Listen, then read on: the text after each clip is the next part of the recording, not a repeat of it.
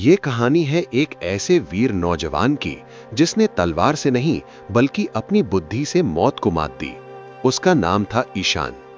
ईशान एक ईमानदार सेनापति का बेटा था, लेकिन दुश्मनों की साजिश ने उसके पिता को झूठे आरोपों में फंसा दिया और ईशान को अपने ही राज्य से दूर जंगलों में भटकना पड़ा। वो अपने पिता की बेगुनाही साबित करने की कसम खाकर घर से निकला। चित्रकार की भेंट। जंगल के सुनसान रास्ते पर चलते हुए ईशान की मुलाकात एक रहस्यमयी बूढ़े चित्रकार से हुई। वो भूखा प्यासा और बहुत कमजोर था। ईशान ने उसकी मदद की, उसे पानी पिलाया और भोजन दिया। बूढ़ा चित्रकार ईशान की दया से बहुत खुश हुआ। उसने अपनी थैली से 3 छोटे-छोटे चित्र निकाले और ईशान को देते हुए कहा, बेटा, जब भी तुम किसी ऐसे रास्ते पर फंस जाओ जहां तुम्हें कोई उपाय न दिखे, तब इन चित्रों को खोलना। ये चित्र तुम्हें वो सच दिखाएंगे जो सामान्य आंखें नहीं देख पाती। ईशान ने चित्र अपने पास रख लिए और आगे की यात्रा पर निकल पड़ा। बंजारा कबीला और माया। कई दिनों की यात्रा के बाद ईशान एक ऐसे इलाके में पहुंचा जहां बंजारों का कबीला रहता था। वहां का सरदार बहुत क्रूर था। वो मुसाफिरों को लूटता और कई बार उन्हें मार भी देता था। उसी कबीले में सरदार की बेटी थी माया। माया का दिल ईशान की सादगी और साहस देखकर बदल गया। उसने चुपके से उसे इशारा किया कि यहां से भाग जाओ, लेकिन ईशान ने अपनी बुद्धि पर भरोसा किया और वहीं रुकने का फैसला किया। पहली परीक्षा। रात को सरदार ने ईशान के सम्मान में एक दावत रखी। जैसे ही ईशान ने खाना उठाया, उसे चित्रकार की बात याद आई। उसने पहला चित्र खोला। चित्र में एक प्यासा कौवा दिखाई दे रहा था जो पत्थरों की जगह मोती घड़े में डाल रहा था। ईशान समझ गया कि यहां कुछ न कुछ चाल जरूर है। उसने ध्यान से देखा तो समझ गया कि खाने की खुशबू तो अच्छी है, लेकिन थाली के नीचे जहर लगाया गया है। वो मुस्कुराया और बोला, आज मेरा उपवास है, मैं केवल पानी ग्रहण करूंगा।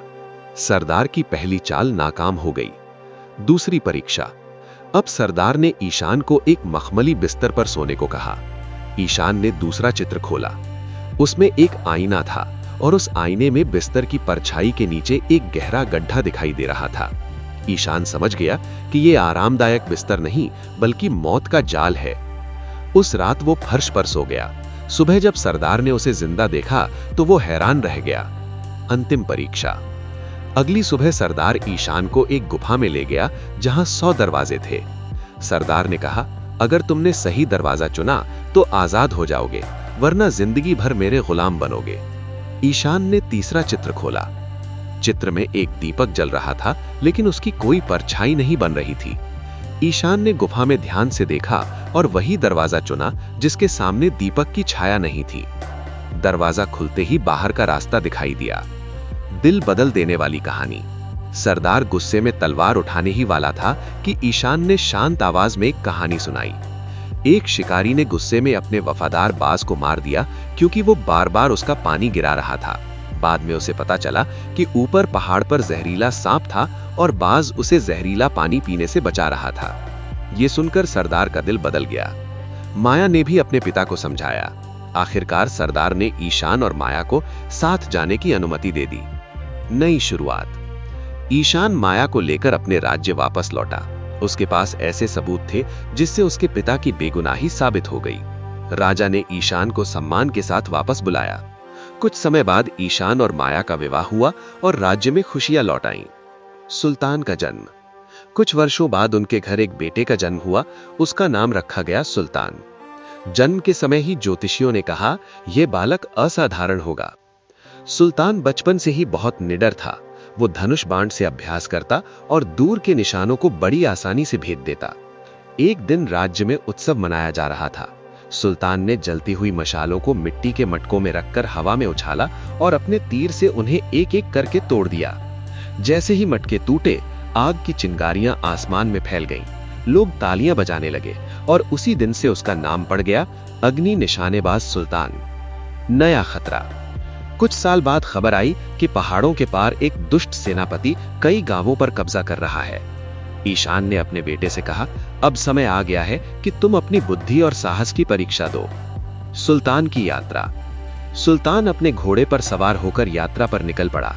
रास्ते में उसे वही पुराना जंगल मिला जहां कभी ईशान की मुलाकात रहस्यमयी चित्रकार से हुई थी। वहां उसे एक झोपड़ी में वही बूढ़ा चित्रकार मिला। चित्रकार ने मुस्कुराकर कहा, तुम ईशान के बेटे हो। उसने सुल्तान को एक नया चित्र दिया जिसमें एक बाज आग के घेरे के ऊपर उड़ रहा था। आग की परीक्षा। आगे एक किला था जिसके चारों ओर आग की खाई जल रही थी। सुल्तान ने चित्र देखा और समझ गया कि आग से लड़ना नहीं बल्कि उसके ऊपर से रास्ता बनाना होगा।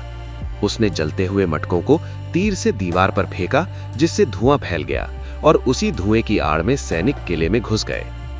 अंतिम जीत। किले के अंदर वही दुष्ट सेनापति था जिसने सालों पहले ईशान के पिता को फंसाया था। सुल्तान ने उसे हराकर पकड़ लिया और राज्य में ले आया। जब सच्चाई सामने आई तो राजा ने सुल्तान की बहादुरी की प्रशंसा की। ईशान और माया गर्व से अपने बेटे को देख रहे थे। राजा ने कहा, ईशान ने बुद्धि से राज्य को बचाया था और सुल्तान ने साहस और बुद्धि दोनों से। और इस तरह ईशान, माया और सुल्तान की कहानी पूरे राज्य में पीढ़ियों तक सुनाई जाने लगी।